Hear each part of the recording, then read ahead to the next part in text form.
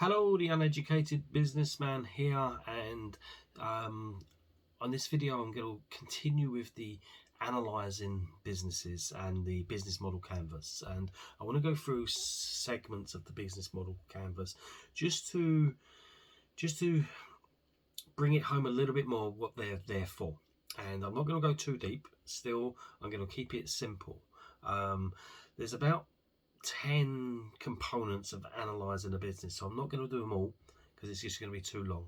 I'm just going to do 3 in separate videos, and I'll keep it as easy to understand as possible because we've got a long journey to go on. We've got a lot more to cover in this course, and I want to just keep it very simple so it's easy to understand. It's easy for me to remember, and as I get more technical I can then bring more into it. So when you're analysing a business and you're looking at the business model canvas, look at the customer segments part first. I think that's a good place to start, the customer segments, and ask yourself this: what is the market share like? Is it huge? Is it small?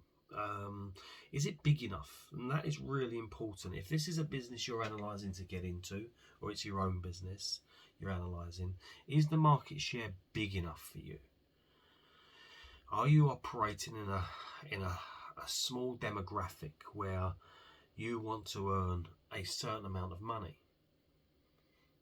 Within that demographic, is it big enough for you? Now, I'll give you an example. I own a gym, and within my gym I need about 1,200 members to make it a worthwhile business. Now I know that within that area I will probably get about 1% of the population within a 5-mile radius willing to come to my gym. So I need a demographic of 120,000 people to get 1,200 people. So when I was looking for a location, that was what I was looking at. So I looked at the market share of that area to see if it was big enough. And it was big enough, so I opened up. If it had, say, a population of 50,000 people within that area, looking at the rent, the rates and everything else, it just wouldn't have been worthwhile. I would have probably got about 500 members. I would have never made a profit there. So that's an example of the market size. Now it could be you're on another level. You know, you're wanting something that's going to go nationally, but you need millions and millions and millions of users. Now we're in the UK. Is the UK big enough? Would you be better off in USA, you know, where obviously there's a lot more people? These are things you've got to think about when you're analysing a business. So market share is a very, very good one to look at straight away, because you'll work out if there's enough people within your area of operating, if the market is big enough for you to either get involved in that business or start a business. Now you've also got to look at channels as well, because if you are, well, whatever business, even my gym, you know, that's a small business, but I've got to attract the 1,200 people to my gym. So how do I do that? What channels can I use? Now with a gym, a lot of it is social media, so I will use Facebook a lot, we'll use Instagram, we'll use those channels to post and try to capture people's data so we can get them into the gym for a tour, sell them a membership. That works well for me, and I know that if I use that particular channel well, I will attract enough people to come to me. Now in the other example, if you want a nationwide country, England, USA, Spain, wherever, you've got to work out what channels you are going to use to get your customers. Now if you need millions and millions and millions of customers, you've really got to look at the channels very, very carefully, and you've got to look at as many of them as possible, because the more channels you can successfully use, the more clients or customers you can attract. So when you're analysing a business, look at what channels are they already using. Where are they getting their customers from? How are they getting them? Are they using maybe Facebook and Instagram, but they're missing off Twitter, Clubhouse, Pinterest, all of these? Because there's opportunities there for you to grow, you know, if you understand these channels. So you've got to look at that, and you've got to look at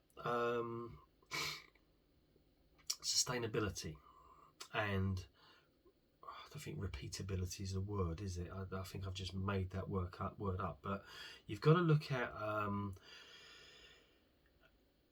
when you're growing through these channels, are your clients going to come back over and over and over again? That's going to make things easier for you. Or is it a one-off transaction? They're going to come in, they're going to buy something from you.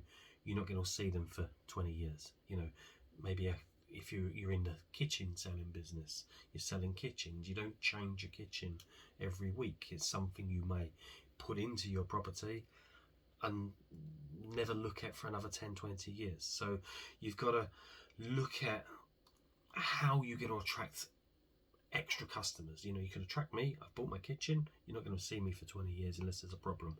So how are you going to get another me and another me and another me and another me? How is that going to happen? What channels do you need to do? How do you need to market to get these people in?